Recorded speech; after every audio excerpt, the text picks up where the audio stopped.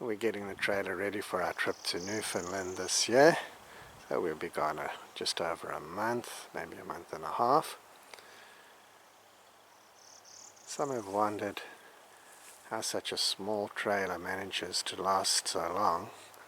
We've gone across Canada, pretty much around the US, and numerous other trips. Well, these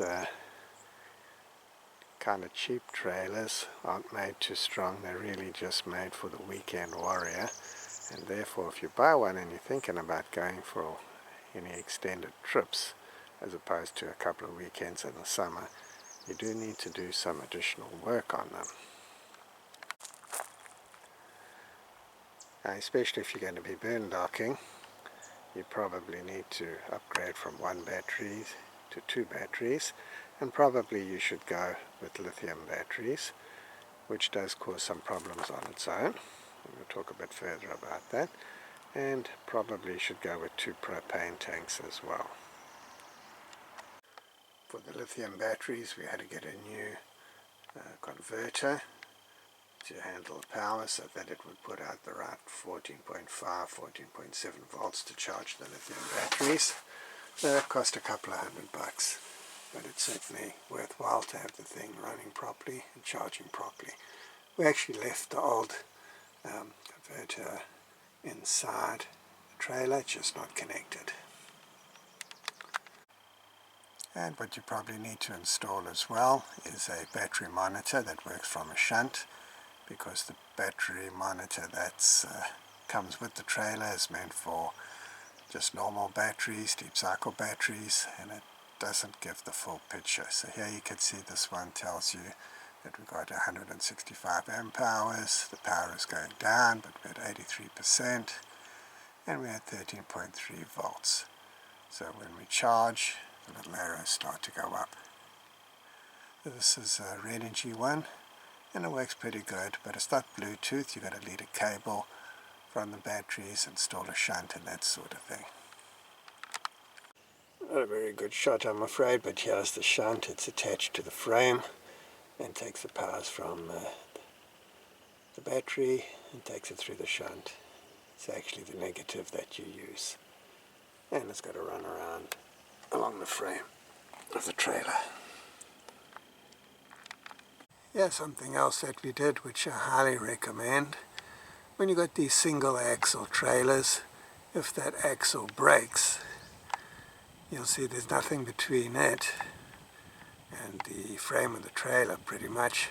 So what happens is when the suspension breaks, that leaf spring breaks, that axle goes straight up with the wheel on it, and it hits the top of the wheel well, shreds the tire, shreds all the fiberglass or siding inside the wheel well, bursts the tire, and can probably roll the trailer in the worst case scenario.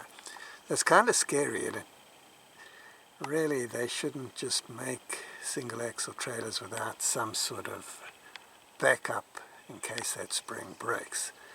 And it's not if it's going to break, it's when it's going to break, because they do break all the time. But if you install something like this, these are Samo springs,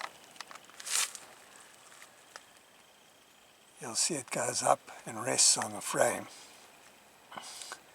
and comes down, and it's bolted onto the axle and around the leaf spring. So if that leaf spring breaks, which it has, that Samo bump, I suppose you can call it, a big rubber buffer, kind of rests up against the frame and prevents the whole catastrophe from taking place. Here you have a bit of a list, but at highway speeds you can quite safely pull over and get a new leaf spring, get it installed, and get on your way without any catastrophe taking place. So I would strongly suggest to anybody that that's what you do. If you don't buy a Samo one, get some other one, or come up with some sort of system that prevents the whole wheel from going up into the wheel well once that spring breaks. Of course, if you've got multiple axles, like 2 axles, well, it's not such a big deal. There's another axle to carry the weight.